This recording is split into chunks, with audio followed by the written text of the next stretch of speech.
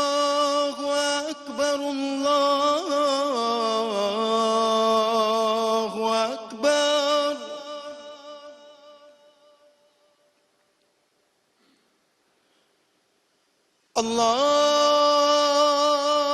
الله أكبر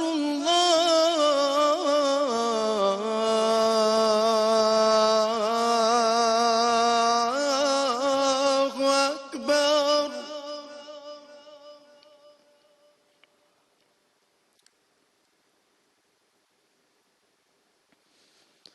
أشهد أن لا إله إلا الله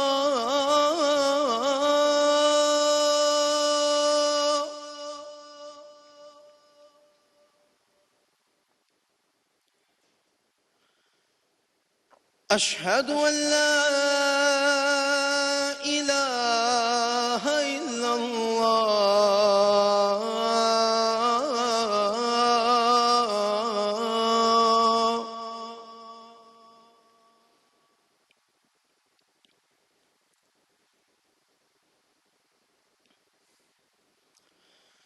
أشهد أن محمد رسول الله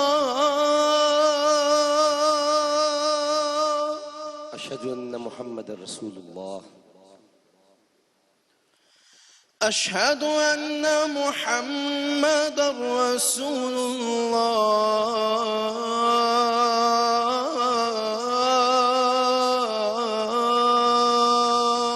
أشهد أن محمد رسول الله حي على الصلاة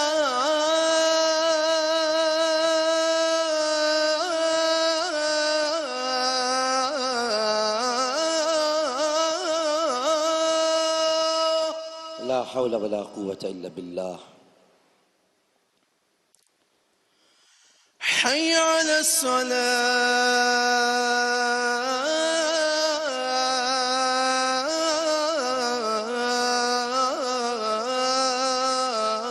الصلاة لا حول ولا قوة إلا بالله حي على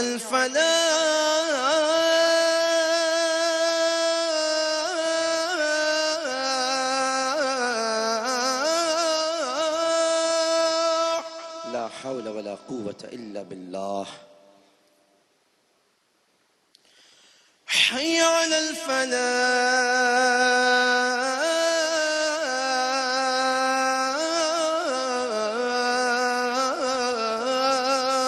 الفلاح لا حول ولا قوة إلا بالله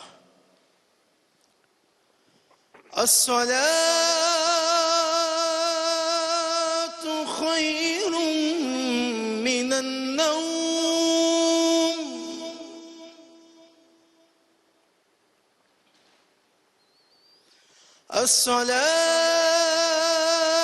الصلاة خير من النوم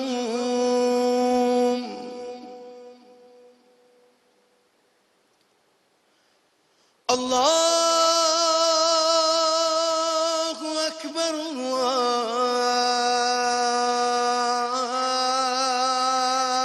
الله أكبر الله أكبر الله أكبر لا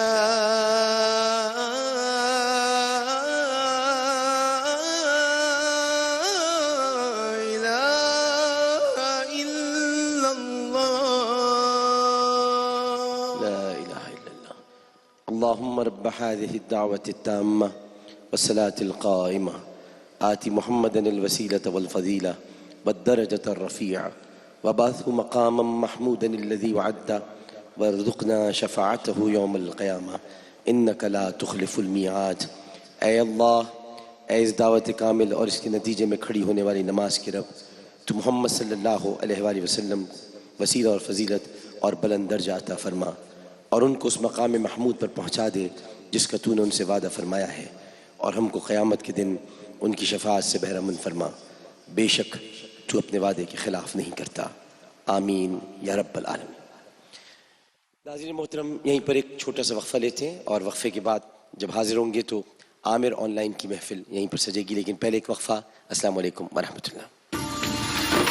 پھر آ گیا پیارا رمضان۔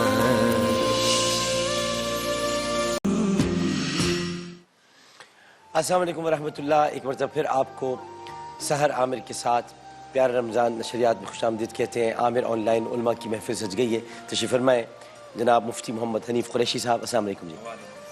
ایک ساتھ تشریف فرمائے جناب علامہ شبیر حسن میسوی صاحب، السلام علیکم جی۔ جناب مفتی نوید عباسی صاحب، السلام علیکم۔ وعلیکم السلام۔ اور مولانا آزاد جمیل صاحب، السلام علیکم جی۔ اجازت علماء کرام کی تو سوالات کی طرف بڑھتے ہیں۔ السلام علیکم۔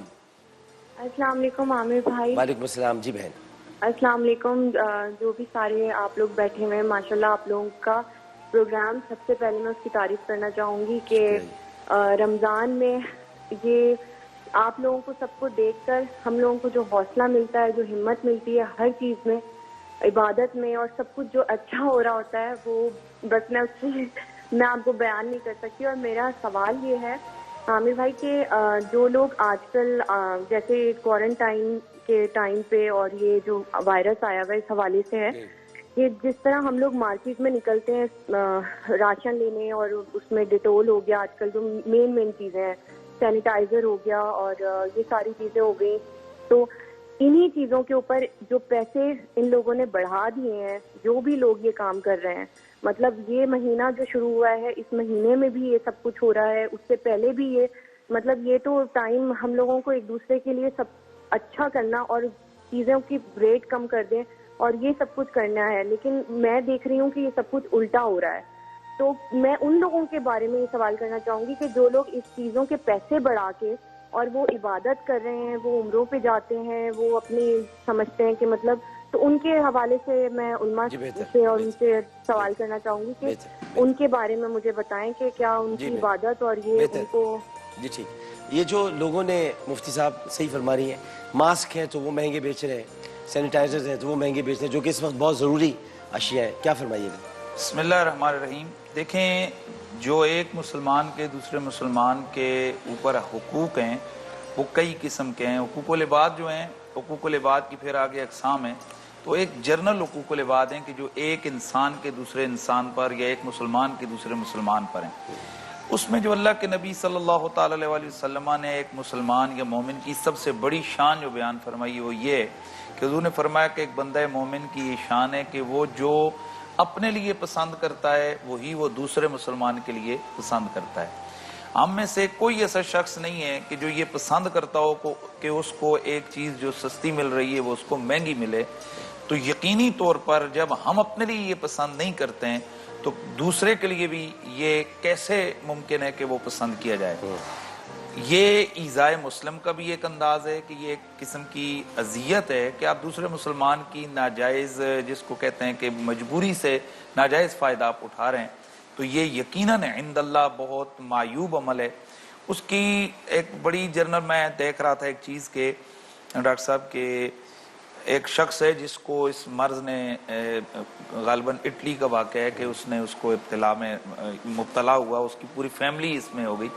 اب وہ کروڑ پتی ارب پتی بندہ تھا، تو وہ اپنے پیسے اٹھا کر پھینک رہا تھا اور کہہ رہا تھا کہ ہے کوئی ایسا کہ جو یہ پیسے لے لے اور میری فیملی، میرے بچے، میری بیوی، میری والدہ، یہ میری صحت مجھے لوٹا دے۔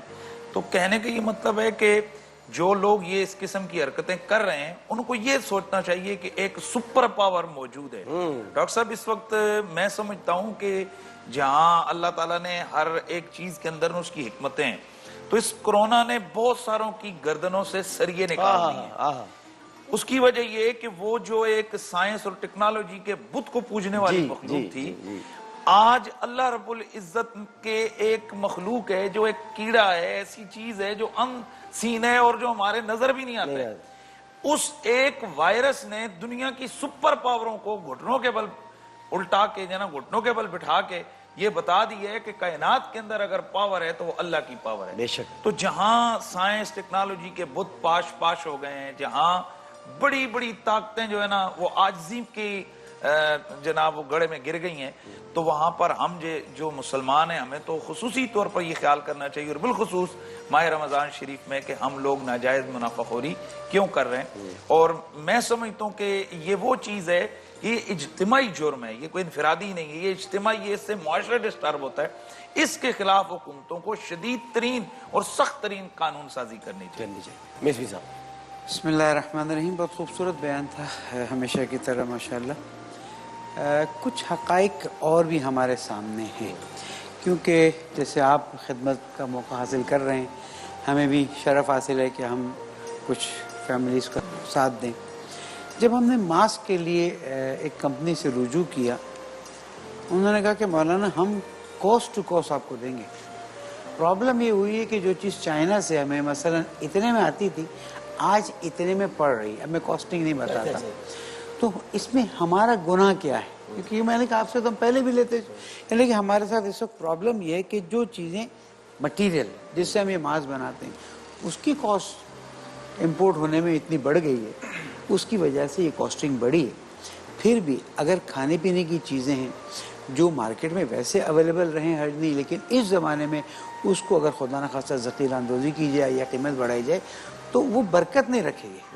ہوا سے آئی ہوئی چیز ہوا سے اڑ جائے گی، اور ہم نے دیکھا ہے لوگوں کو جنہوں نے ایکسٹرا پروفٹ مارجن کے چکر میں کمایا خوب، لیکن ایک ہی کینسر نے اس کو صاف کر دیا نا۔ اس لیے احتیاط کا تقاضا یہ ہے، لیکن ہر ایک سے سوء ظن بھی نہ رکھا جائے۔ ان کی پوزیشنز ایسی ہیں کہ جو ان کو مجبور کر چکی ہیں۔ جی ڈاکٹر صاحب، بہت اچھی گفتگو ہو گئی۔ ایک پہلو یہ بھی رہ گیا، یہ جو سینیٹائزر ہے، یہ اس طرح کی جو چیزیں آ رہی ہیں، بالکل وہ مال جو ردی میں تھا اس کا بنا کے اب مارکیٹ میں، اور ایسی عجیب و غریب بوتلیں میں، یہ تو انسانی جو جسم ہے جو اس کے لیے نقصان دہ ہے، ہماری جلد کے لیے نقصان دہ۔ آپ بوتل گلی میں جائیے، گھروں میں بیٹھ کے بنا رہے ہیں لوگ، گھروں میں بیٹھ کے، اور بوتل گلی میں ایسا طوفان بدتمیزی بپا ہے کہ لوگوں نے ایسی عجیب و غریب قسم کے وہ پرانے کیمیکل نکال کے اور اس سے یہ بنا کے مارکیٹ میں بک رہا ہے، اور بک بھی وہ بوتل جو 150 کی ہوا کرتی تھی اب 650 کی ہے۔ تو اس پر حکومت کو بھی کوئی توجہ دینی چاہیے، سندھ سرکار کو، جن کو مسجدیں بند کرنے کا تو بڑا شوق ہے، ہم آپ کے پلیٹ فارم سے یہ اپیل کریں گے کہ خدا را اس طرف بھی توجہ دیجیے، ضروریات کی جو چیزیں ہیں وہ لوگوں تک باہم پہنچنی چاہیے۔ بالکل جی جی بات نکل چلیے تو وہ جو آج کل گیٹس بنائے ہوئے ہیں جس کے تھرو جا کے کہتے ہیں آپ سینیٹائز ہو جائیں گے، تقریباً ڈاکٹرز نے صاف کہہ دیا ہے کہ یہ سینیٹائز نہیں ہوتا، بلکہ لوگوں کی سکنز میں الرجی پیدا کر رہا ہے، اور سانس میں بھی کلورین کلورائڈ ملا ہوا ہے۔ ایگزیکٹلی، ڈاکٹر تو آپ انڈرسٹینڈ کرتے ہیں، بہت مہنگے دام ہو رہا ہے، وہ کمائی کر رہی ہے۔ سینیٹائز نہیں ہوتے، بالکل صحیح۔ سینیٹائز آپ اسی طرح ہو سکتے ہیں کہ مساجد میں اسپرے وغیرہ کرا کے، اور میں سمجھتا ہوں کراچی کی کوئی تقریباً 90% مساجد تو ایسی ہیں جہاں اسپرے یہ ہو رہے ہیں۔ اس طرح میرے خیال سے سبھی جگہ پر ہو رہے ہیں، اور مساجد تو سب سے محفوظ جگہ ہے، میں سمجھتا ہوں سب سے محفوظ جگہ ہے، اور وہاں پہ اتنا خیال رکھا گیا ہوا ہے صفائی کا، اور وہاں اگر اجتماعات ہو بھی رہے ہیں تو فاصلے کے ساتھ ہو رہے ہیں، ساری شرائط کو سامنے رکھتے ہوئے ہو رہے ہیں، تو مساجد تو ویسے بھی بند نہیں ہونی چاہیے۔ پتہ نہیں، بہرحال اللہ تعالیٰ عقل دے، ہدایت دے سب کو۔ السلام علیکم۔ السلام علیکم۔ السلام علیکم۔ وعلیکم السلام، جی فرمائیے۔ عامر، مجھے اپنے خواب کے بارے میں آپ سے سوال کرنا ہے۔ جی جی فرمائیے۔ میں ایک خواب دیکھتی ہوں اکثر، جو مطلب ایک کوئی پرانا گھر ہے اور اس میں ہوتی ہوں، اور سارا گھر مطلب رونق ہے، اور ایک کمرہ کوئی ایسا ہوتا ہے جو میں دروازے پہ جاتی ہوں اور وہ بند ہوتا ہے، تو میں یہ سوچتی ہوں کہ یہ دروازہ کیوں نہیں کھلتا، اکثر و بیشتر مجھے یہ خواب آتا رہتا ہے، تو میں پریشان ہوتی ہوں کہ یہ کون سا کمرہ ہے، کیوں مطلب نہیں کھل رہا، اس کو کھولنے کی کوشش کرتی ہوں وہ بند ہے، تو مجھے اس کے بارے میں پوچھنا ہے۔ اور میں پھر کنفیوز ہو گئی کیونکہ مجھے نہیں پتا تھا کہ آپ کا نمبر اتنی جلدی مجھے مل جائے گا، اور آپ کے لیے بہت ساری میری طرف سے دعائیں ہیں۔ آپ کا پروگرام ایک پھولوں کا گلدستہ ہے، جیسے سارے گل جمع ہو جاتے ہیں نا، گلاب کا، موتیے کا، چمیلی کا، مطلب نرگس کا، سارے پھول جمع ہوئے ہیں ماشاءاللہ سے، اور وہ پھر ایک سیرا بنتا ہے، وہ سیرا عامر کے سر پہ سجتا ہے۔ بہت بہت شکریہ جی، بہت مہربانی۔ میں چونکہ اب یہ تو معبر ہی کوئی بتا سکتا ہے، لیکن علماء کرام یا تشریف فرمائے وہ آپ کو ضرور جواب دیں گے۔ ایک کال اور لے لوں۔ السلام علیکم۔ السلام علیکم۔ السلام علیکم جی وعلیکم السلام، فرمائیے جی۔ عامر بھائی، آپ کیسے ہیں؟ الحمدللہ جناب، الحمدللہ۔ عامر بھائی رمضان تو سچتا ہی آپ سے ہے. بہت شکریہ, بڑی دبئی سے اجمان سے بول رہا ہوں وسیم. اچھا, اور اتنی خوشی ہوتی ہے آپ کو دیکھ کے کہ میں بتا نہیں سکتا. بڑی منت, بڑی نعت. سوال کیا کیجیے گا؟ عامر بھائی میرا ایک سوال تھا یہ کہ ہم لوگ جو یہ ہمارے نبی کریم صلی اللہ علیہ وسلم پہ یا دوسرے نبیوں پہ جو موویز بنائی جاتی ہیں وہ دیکھنا جائز ہے کہ نہیں ہے؟ درست, ٹھیک ہے, یہ بالکل ٹھیک ہے. مفتی صاحب پہلے سوال کا, پھر دوسرا سوال. دیکھیں, جہاں تک خواب کا تعلق ہے تو خواب کے حوالے سے ہمارے نبی پاک صلی اللہ تعالیٰ علیہ وسلم نے بڑا صراحتاً امت کی رہنمائی فرمائی ہے. اس کو نبوت کا 46واں حصہ قرار دیا گیا ہے. اور تعبیر کے حوالے سے اللہ کے نبی صلی اللہ تعالی وسلم نے ارشاد فرمایا کہ تعبیر ایک تو یہ عام آدمی سے نہیں پوچھنی چاہیے, اور دوسرا یہ کہ جو تعبیر بتانے والے ہیں ان کو بلا سوچے سمجھے تعبیر بتانی نہیں چاہیے. اور اس کی وجہ یہ کہ نبی علیہ السلام کی جو حدیث ہے اس کا مفہوم اس طرح ہے کہ جو آپ خواب کی تعبیر بتاتے ہیں تو پھر وہ ویسا ہی ہو جاتا ہے. اس لیے اس کو مذاق نہیں سمجھنا چاہیے کہ اپنے خواب اٹھ کے ہر بندے کو بیان کر دیے جائیں یا اس سے تعبیر لینی شروع کر دی جائے. اور ہمارے بزرگ یہ فرماتے ہیں کہ اگر آپ سے کوئی یقینی تعبیر آپ کو نہیں ہے تو آپ اس سے اگنور کر دیں, اس کو رہنے دیں. تو مجھے جو ان کی تعبیر خواب کی جو ہے میں محسوس کر سکا ہوں, جو میرے ذہن میں آ رہی ہے, وہ یہ ہے کہ ان کے کچھ مسائل ہیں جن کے حوالے سے یہ امکانی صورت بنتی ہے کہ ان کی پریشانیاں دور ہوں, لیکن شاید کوئی ایسا سلسلہ ہے کہ جس کی وجہ سے ان کی وہ پریشانی دور نہیں ہو رہی ہے. اس کے لیے جو میرے ذہن میں بیٹھے بیٹھے تعبیر آئی اس کے حوالے سے, اگر ان کے والدین زندہ ہیں تو یہ ان کی خدمت بھی کریں اور ان سے یہ دعا کروائیں, تو انشاءاللہ تعالی میں سمجھتا ہوں کہ ان کی اس مسئلے کو اللہ حل فرمائے گا. دوسرا جو سوال ہے یہ بڑا ہی اچھا سوال کیا گیا ہے کہ یہ جو موویز کے اندر جو انبیاء کرام کے حوالے سے موویز بنائی جاتی ہیں, خلفائے راشدین کے حوالے سے, تو اس حوالے سے میں سمجھتا ہوں کہ ان موویز کو دیکھنا یا وہ بنانا یہ بالکل ناجائز ہے, اور بنانے والا تو یہ بالکل حرام سے بھی اوپر کا سلسلہ ہے. اس کی وجہ یہ ہے کہ وہاں جس شخص کو کیریکٹر دیا جاتا ہے نبی کا, استغفر اللہ معاذ اللہ, تو جب وہ اپنے آپ کو وہ بیان کر رہا ہوتا ہے تو ظاہر ہے وہ نبی کے اس تصور میں لے گا. پھر دیکھنے والا جب کبھی اس مووی کو دیکھتا ہے تو اس کے ذہن میں کسی نبی کا یا صحابی کا وہی تصویر یا تصور آتا ہے کہ یہ نبی یا وہ اس طرح تھا, حالانکہ انبیاء کرام ایسی ہستیاں ہیں کہ جن کی تشبیہات یا ان کی تمثیلات جو ہے نا وہ بنائی نہیں جا سکتی. یہ اس حوالے سے میں سمجھتا ہوں کہ کئی لوگ کہتے ہیں کہ جی اس طرح سے یہ ہوتا ہے جی کہ بندہ تاریخ پڑھ لے. بھائی یہی ایک چیز رہ گئی ہے کہ آپ پھر مجھے بتائیں کہ وہ جو خاکے بنانے والے ہیں جن کو ہم گستاخ کہتے ہیں تو ان میں اور اس میں کیا فرق ہے؟ تو اب وہ ایک بعض جگہ نان مسلم لوگوں نے یہ چیزیں بنائی ہیں, تو ایک غیر مسلم ایکٹر ہے تو اس کو کہا جائے کہ یہ صحابی ہے. میسج فلم میں حضرت امیر حمزہ کا کردار اینتھونی کوئن نے کیا تھا, اس سے پہلے پتہ نہیں کیا کیا کرتے بتائیں کہ وہ جب وہ کہہ رہا ہوگا کہ امیر حمزہ, تو کیا وہ امیر حمزہ ہے؟ یا وہ جو معاذ اللہ وہ جو تصویر بتا رہے ہیں حضرت سیدنا عیسیٰ علیہ السلام, سیدنا موسیٰ علیہ السلام, حضرت یوسف علیہ السلام, تو کیا وہ انبیاء اس طرح تھے؟ تو یہ ایک بہت بڑی اسی سے بے ادبی اور یہ جو خاکے بنانے کا جو ہے نا دروازہ کھلتا ہے, تو ہم مسلمانوں کو کم از کم ان چیزوں سے بہت زیادہ اجتناب کرنا چاہیے. مصفی صاحب دونوں سوال. بالکل صحیح ہے. ایک تو یہ کہ وہ خواب کے بارے میں سب بتا دیا, اور میں خواب کی تعبیر زیادہ جانتا نہیں ہوں, اس علم سے میں واقف ہوں. جہاں تک مقدسات کی مثلا ایکٹنگ کرنا اور وہ ہے, اس میں بے احترامی کے پہلو آتے ہیں, اور اس میں بعض مرتبہ مقدس ہستیوں کی توہین بھی ہو جاتی ہے, اس لیے اسے اجتناب کرنا چاہیے تاکہ وہ جو تقدس ہے ان ہستیوں کو اپنی جگہ پر باقی. ایران میں بہت بنتی ہیں, ان کی بعض علماء نے اس پہ سوال کیا ہے کہ یہ جو بنائی گئی ہیں مختار نامہ جیسے بنایا گیا ہے, مختار نامہ پھر بھی ہم کہتے ہیں کہ وہ نیچے کے لیول کے نہ اصحاب ہیں, انبیاء نہیں ہیں, صحابہ بھی نہیں ہیں. لیکن اچھا حضرت عبداللہ ابن زبیر کو دکھایا اس میں. اچھا, میری توجہ نہیں, میں نے نہیں دیکھا. بہرحال جہاں پر بھی اس میں ان کی عبداللہ ابن زبیر کے بارے میں اچھا بھی بیان نہیں کیا. نہیں, یہ تو غلط ہے. کیونکہ وہ فلم نہیں دیکھی, یعنی مختار نامہ نہیں دیکھا, اس لیے میں مخصوصاً اس پہ نہیں کہتا. لیکن جہاں پر بھی مقدسات کی توہین کا پہلو آتا ہے اس کو اجتناب کرنا چاہیے، بالکل صحیح بات، اور اس میں کسی بھی قسم کی میں سمجھتا ہوں بہترین جواب نہیں ہے کہ جہاں بھی توہین آئے تو پھر تو وہ چیز ہونی ہی نہیں چاہیے. آپ بھی یہی فرمائیے. بالکل. السلام علیکم. ہیلو السلام علیکم. وعلیکم السلام. جی فرمائیے. عامر لکی صاحب ہو رہی ہیں؟ جی میں بات کر رہا ہوں. عامر صاحب میں نے آپ سے ایک بات کرنی تھی. جی جی. سب سے پہلے تو میں اپنا نام نہیں بتانا چاہتی ہوں. نہیں بالکل نہیں بتائیں. اور دوسری بات میں نے ایک پوچھنا ہے کہ اگر میاں جو ہے وہ خرچہ نہ دے گھر میں بیوی کو، خرچے سے مراد گھر میں کھانا پینا تو وہ دیتا ہے، اور وہ نا جو ہوتا ہے نا بیوی کا الگ سے خرچہ ہے، اس کی پاکٹ منی وہ اس کو نہیں دیتا ہے. ٹھیک ہے. تو میں یہ پوچھنا چاہ رہی ہوں کہ اگر ایک بندہ صحت پوش ہے، وہ اپنی وہ پرابلم کسی اور سے شیئر بھی نہیں کر سکتا کہ میرا میاں مجھے دے سکتا ہے. میاں کے پاس چاہے بہت کچھ بھی ہو، لیکن وہ میاں اس کو وہ خرچہ نہیں دیتا، اس کو وہ حق نہیں دیتا ہے. اس کو پاکٹ منی دے، اس کے لیے ایکسٹرا سے جو ہوتا ہے بیوی کا اپنا خرچہ.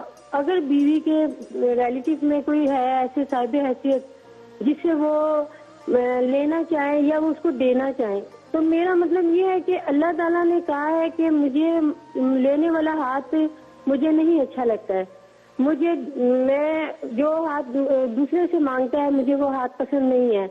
تو مجھے یہ بتائیں کہ پھر وہ انسان کیا کرے؟ اب وہ اس نے اپنے فیملی کو بھی دیکھنا ہے، اس نے باہر اندر باہر بھی سب کو دیکھنا ہے، اپنے خاوند کی رسپیکٹ کے لیے بھی بہت کچھ کرنا ہے، اور وہ کچھ کر بھی نہیں سکتی ہے. نہ وہ اس کو باہر نکلنے دیتا ہے، نہ وہ اس کو کام کرنے کے لیے دیتا ہے. تو مجھے کائنڈلی پلیز مجھے سوال شاید آپ سمجھ گئے میرا. بہتر میں سمجھ. جی بہتر. ایک اور کال لے لیتے ہیں پھر سوال کی طرف. جی السلام علیکم. السلام علیکم. جی السلام علیکم. وعلیکم السلام. جی فرمائیے. جی رضا فلودی بول رہا ہوں. جی فرمائیے. جی میں آپ سے یہ کہہ رہا تھا کہ یہ جو مسجد میں یہ کہہ رہے ہیں نا کہ میں فاصلے رکھ کے جو ہے نماز ہو سکتی ہے، لیکن یہ تو اسلام میں تو کوئی کانسیپٹ نہیں. اگر آپ کندھے سے کندھا نہ ملے تو نماز ہو نہیں سکتی. اچھا یہ آپ نے سوال کرنا ہے یا آپ نے خود جواب دینا ہے؟ نہیں سوال کرنا ہے کہ اسلام میں کیا اس کا کانسیپٹ ہے کہ نہیں، یہ سوال ہے آپ کا. ٹھیک ہے نا. بالکل ٹھیک. سوال یہ تھا کہ جو مسجد میں جو فاصلہ رکھ کے نماز پڑھنے کو کہہ رہے ہیں، تو کاندھے سے کاندھا جب تک نہ ملا ہے تو نماز تو کہہ رہے ہیں وہ تو ہوتی نہیں ہے. تو میں نے کہا آپ سوال کر رہے ہیں جواب دے رہے ہیں. پہلے تو یہ بتا دیں وہ شوہر جو خرچہ نہیں دیتا اور مانگ نہیں ہو. بیوی کا شوہر کے اوپر جناب حق ہے کہ شوہر بیوی کو نان نفقہ یا اس کی ضروری جو اخراجات ہیں وہ دے.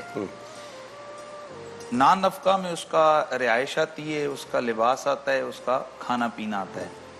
اور اگر وہ بیمار ہے اس کی ادویات ہیں تو وہ بھی اسی کے ضمن میں آتا ہے. یعنی جو عام ہمارے معاشرے کے اندر جو بیوی کے اخراجات ہیں وہ سارے شوہر کے ذمے ہیں. اور اگر وہ اس میں کوتاہی کرتا ہے تو جو عورت ہے وہ حاکم وقت یعنی کہ قاضی کے پاس کیس کر سکتی ہے، اور زبردستی عدالت کی یہ ذمہ داری ہے کہ وہ اس سے نان نفقہ اس عورت کو دلوائے. اور وہ آگے عدالت کی صاحبدید ہے کہ وہ اس کے ایسڈز کو فروخت کر کے کرے یا جیسے بھی وہ کرے اس پہ سختی کرے، لیکن یہ اس کا شرعی حق ہے کہ وہ عورت جو ہے نا وہ نان نفقہ اس کو ملے. رہ گیا سوال کہ وہ مانگ نہیں سکتی ہے. عورت کا یہ حق ہے، اور حق مانگنے میں اور وہ بھیک مانگنے میں یہ بڑا فرق ہے. وہ جو ہاتھ پھیلایا جاتا ہے بھیک کے حوالے سے وہ اللہ کے نبی نے انتہائی ناپسند فرمایا ہے، اور اس کے لیے بڑی وعیدیں آئی ہیں کہ قیامت والے دن ایسے لوگوں کے جو ہے نا چہروں کا گوشت وغیرہ جو ہے نا وہ گر جائے گا، اور بہت ساری اس کی وعیدیں ہیں. کہ اس لیے یہ تو حق کی بات ہے، کسی سے ویسے سوال آپ نہیں کر سکتے.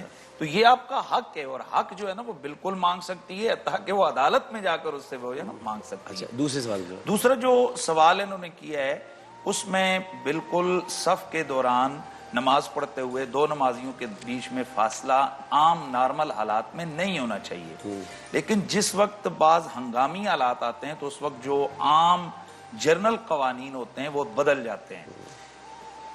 ضرورت جو ہوتی ہے وہ کئی ضرورت سے کئی چیزیں جائز ہو جاتی ہیں اور کئی چیزیں منع ہو جاتی ہیں.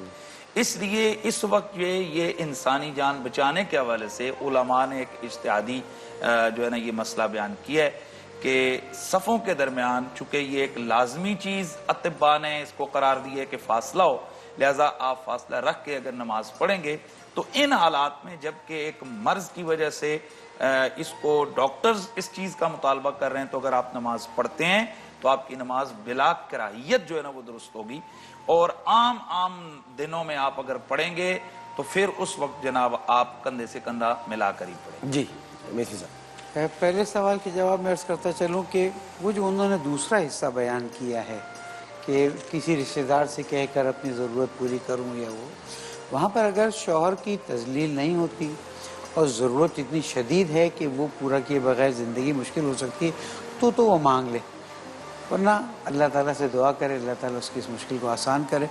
ہم بھی دعا کرتے ہیں کہ اس بہن کی مشکل آسان ہو اور ان کے شوہر جو ہیں، البتہ شادی سے پہلے شوہر کو یہ دیکھ لینا چاہیے، کیونکہ یہ شرط ہے کہ جس سٹینڈرڈ سے اس خاتون کو لے کر آئے ہیں شوہر، اس سٹینڈرڈ پہ اسے رکھنا ہے، اپنے سٹینڈرڈ پہ نہیں رکھنا۔ تو اگر اس سٹینڈرڈ پہ نہیں رکھ سکتا تو شادی نہ کرے، بہتر ہے تھوڑے نیچے سٹینڈرڈ سے کام لے، لیکن جو ضروریات بتائی مفتی صاحب نے وہ ساری ضروریات پوری کرنا ضروری ہے۔ اور فقہ جعفریہ کے لحاظ سے ہمارے ہاں تقریباً 1 میٹر تک اگر فاصلہ ہو جائے عام حالت میں وہ بھی تو صحیح ہے، استثنائی ہے، استرالی نہیں۔ ٹھیک، بالکل صحیح۔ آپ بہت بہت شکریہ علامہ شبیر حسین میتھی صاحب آپ کا، مفتی حنیف قریشی صاحب آپ کا، مفتی نوید عباسی صاحب آپ کا۔ یہیں پر عامر آن لائن کا وقت اپنے اختتام کو پہنچتا ہے۔ مولانا آزاد جمیل صاحب ابھی بیان اپنا فرمائیں گے، ہم آپ سے رخصت کی اجازت چاہیں گے، انشاءاللہ تعالیٰ ملتے ہیں آپ سے افطار میں اس اپنے پن کے ساتھ کہ اپنا بہت خیال رکھیے گا، اور ابھی مولانا آزاد جمیل صاحب اپنا بیان فرمائیں گے۔ بہت بہت شکریہ۔ عامر لیاقت حسین کو اجازت دیجیے، اللہ حافظ۔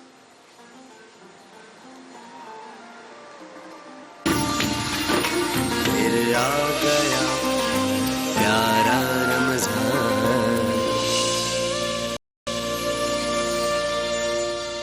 السلام علیکم ورحمۃ اللہ وبرکاتہ۔ الحمد للہ وکفا وسلام علی عبادہ الذین اصطفیٰ، اما بعد۔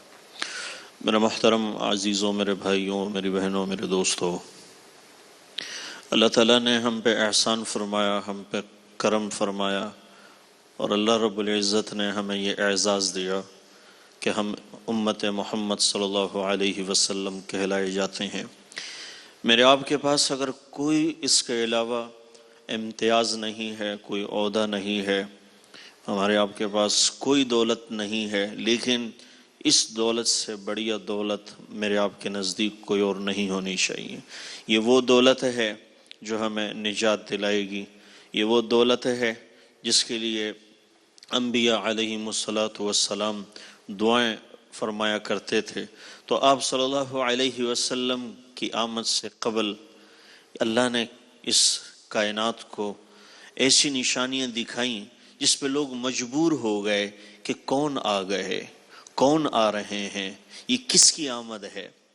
جو ہزاروں سال سے یہودیوں کی کتابوں میں لکھا جاتا تھا کہ جب سبز چمکتا ستارہ نظر آ جائے تو یہ اس چیز کی نشانی ہوگی کہ آخری نبی تشریف لا رہے ہیں۔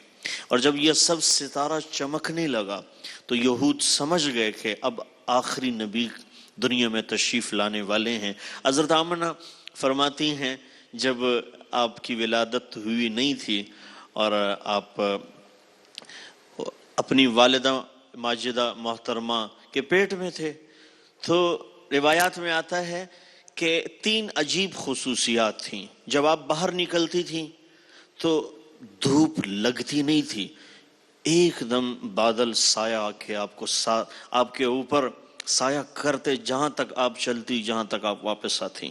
اور دوسری خصوصیت یہ ہوتی تھی، جب آپ کنویں کے پاس پانی بھرنے جاتی تھیں تو چونکہ کنواں 30-40 فٹ نیچے ہوتا تھا، تو جب آپ جاتی تھیں تو آپ کو ڈور ڈالنا نہیں پڑتا تھا، جب آپ قریب جاتی تھیں پانی بالکل کنویں کے منہ پہ آ کے کھڑا ہو جاتا تھا۔ اور عورتیں جو ہوتی تھیں، خواتین ہوتی تھیں عرب کی، وہ کہتی تھیں آمنہ خدا کے واسطے آپ جائیے گا نہیں، آپ چلی جائیں گی پانی واپس نیچے چلا جائے گا اور پھر ہمیں ڈور پھینکنا پڑے گا، پانی اٹھانا پڑے گا، ہم آپ سے درخواست کرتے ہیں آپ نہ جائیں۔ حضرت آمنہ تیسری خصوصیت بتاتی ہے کہ جب میں کہیں بھی کسی درخت کے قریب سے گزرتی تھی تو اس کی ٹہنیاں نیچے جھک جاتی تھی، ایسا لگتا تھا جیسے یہ مجھے سلام کر رہے ہوں. درخت سے ایسا لگتا تھا جب اس کی ٹہنیاں مجھے دیکھ کے جھک جاتی تھیں تو معلوم ہوتا تھا کہ جیسے کہ کسی کو سلام کیا جا رہا ہو. کیوں نہ ہوتا کسریٰ کے محل کے 14 برج گر گئے. ایران میں 1000 سال جب بدھ گدا میں آگ لگی تھی وہ آگ بجھ گئی. لوگ حیران ہو گئے کہ کس کی آمد ہے.